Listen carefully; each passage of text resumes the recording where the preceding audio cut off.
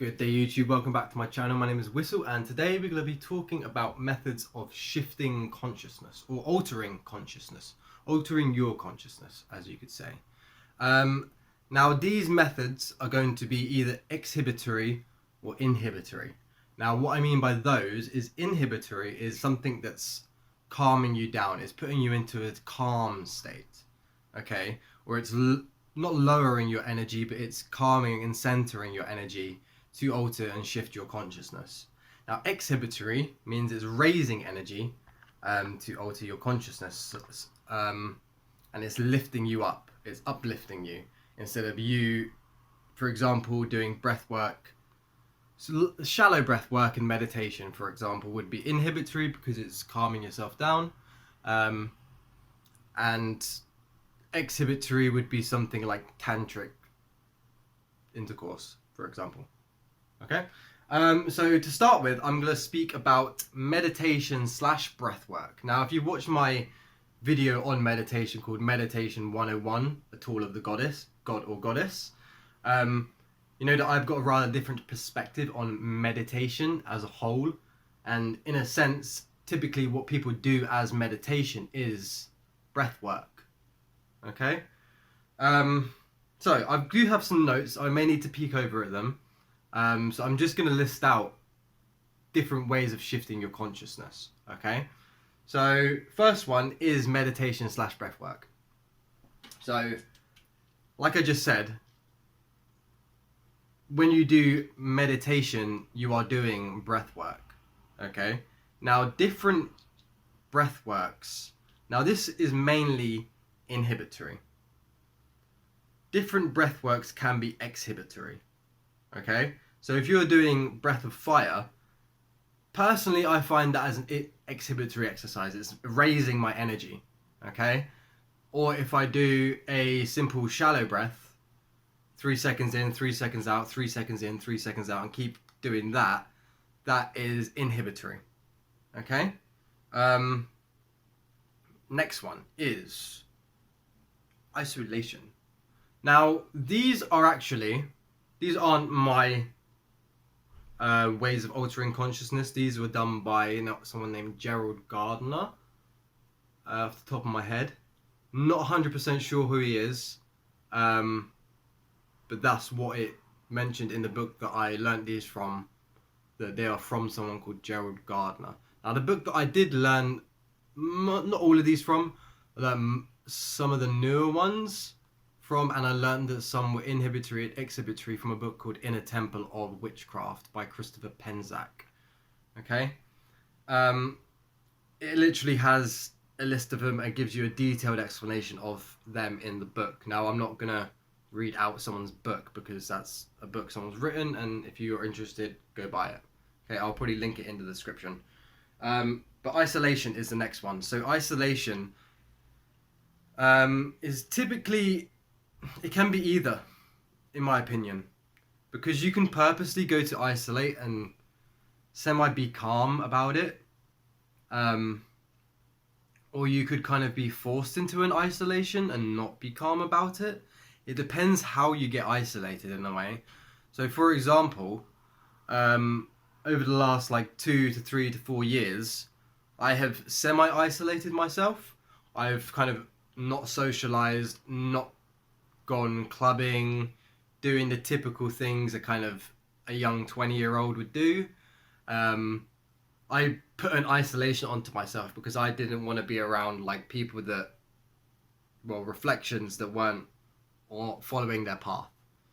Okay, so that could be a forced self-isolation, or you could get isolated. For example, you end up going to prison. You never know. That would be like a forced isolation kind of thing. And isolation is always written about within like some religious books, like how they go to like a cave for 30 days, do like a 30-day fast in a cave, and they isolate themselves. This is a very common way of shifting your consciousness. Okay? On to the next part of my notes. So, intoxication. Now, inhibitory or exhibitory is dependent on the substance. So I haven't done a lot of drugs. I am going to list what I've done. So I've done cannabis, alcohol, obviously. I'll talk about the illegal ones that I've done. Cannabis, MDMA, tried cocaine once, magic mushrooms, and like pills. So from those, I would say cannabis and shrooms are kind of inhibitory. Everything else is exhibitory. Again, those are the only ones I've done. So if you know any others that kind of are forms of intoxication that help shift your consciousness, let me know what you tried, stuff like that, how it affects you and stuff like that. I've never tried any of those except one, two, ritualistically. One of them wasn't ritualistically, which was the magic mushrooms. That was just kind of my first time. I've attempted to use cannabis ritualistically, but I don't know if that's working for me because I used to use it kind of, what's the word? Procrastinate. No, that's not it. I used to procrastinate with it. There's another word for it that I'm like, but yeah, I used to procrastinate with it, so I'm not sure if it wants me to use weed ritualistically yet. Anyway, on to the next one is sound. Again, this is dependent on the music. So, for example, if I'm out in the woods in nature, I would call that an inhibitory sound because it is kind of gentle, it's calming. Say if you're sitting by a river or a waterfall, by the beach, mountains, that would be inhibitory sound. Exhibitory sound would be something like shamanic drums. What would you call don't know what to call singing bowls because it's not very natural, but it is more inhibitory, I feel. Yeah, exhibitory sound, shamanic drums, dance music that you like, any music that you like that kind of gets you moving and makes you want to dance and move would be exhibitory sound that's shifting your consciousness. Now, when you want to dance, you're actually in the process of shifting your consciousness because you're trying to express your body through dance or movement. All right. Talking about movement, the next one is body movement. So body movement can be intertwined with sound and can be intertwined with the next one, but I'll speak about the next one more on its own. So body movement can be inhibitory or exhibitory. Why? Yoga. Body movement. Inhibitory body movement. Exhibitory body movement would be kind of jogging, strength training, cardiovascular, muscular endurance training, hiking, like high intensity hiking, mountain biking. They're all exhibitory body movements. Inhibitory body movement would be it's not really body movement. Again, yoga or kind of holding asanas, holding the body positions instead of moving it, if you know what I mean. I wouldn't really call it body movement because you're not moving though. Yeah? Next one is sexy time. Or sex.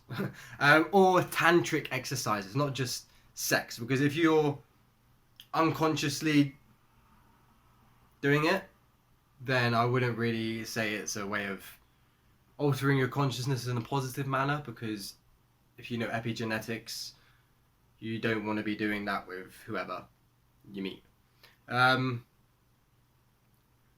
tantric exercises, now these are all mainly, no, they're exhibitory. Yeah, they're exhibitory. I don't think you can calm yourself down while doing come into a calm state and reduce energy by doing that. I'm just trying to think and I can't think of anything. But yeah, tantric exercises by yourself or with other people are also ways of shifting and altering your consciousness. Okay. Now, before we continue, research all of these. Don't just take them and be like, oh, I can do certain things to help shift my consciousness. if you don't practice like some of these certain exercises properly, or use, for example, certain substances properly, they can be detrimental to you. So don't take me saying tantric exercises and like self tantric and other tantric exercises with other people as a way of kind of excusing yourself to, I don't know, masturbate or sleep around, stuff like that, or look for tantric partners like on a dating app or some shit like that, if you know what I mean. Like, do all of this in a conscious manner, know why you're doing it, and then do it. Okay? Okay. Alright, next one, we got one more. The last one is pain. I was a bit hesitant to say it because, like, people don't really know what I'm about to say when I say pain. Now, I've got pain as two ways for you. Pain is in inflicting pain to yourself. This is done in many left-hand path rituals. It's just a way of magnifying your workings. Or pain, again, can be self-induced by putting yourself into a certain situation. Pain doesn't have to be physical, it can be mental pain, which can, again, alter your consciousness. So when you go through pain in your life, you typically either work through it and you fight through it, or it beats you up and you go down. Now, if you can fight through the pain, or if it beats you down, it is altering and shifting your consciousness, is it not? Yeah? Again, this can be, I would say, it could potentially be inhibitory or exhibitory, but depends how you take it, I suppose. Like, if you got into mental pain and it wasn't kind of really stirring you up, then you could call it inhibitory, but I would say pain is more exhibitory because it is more of a you feeling it, and it's like it gets you kind of, pain doesn't get you into negative emotions. Okay, it doesn't get you into anger. It can get you into anger, but again, anger isn't bad, it's natural. So pain, take it how you want for that one, because pain is a very difficult one to talk about, because I haven't noticed much effects when I prick my finger for rituals for it shifted, but it doesn't shift my consciousness in a dramatic way, but it gets me into a state rather potently, because I'm doing it for a reason, and I'm like outlining the sigil with my blood, for example. But yeah, that's all I've got on pain.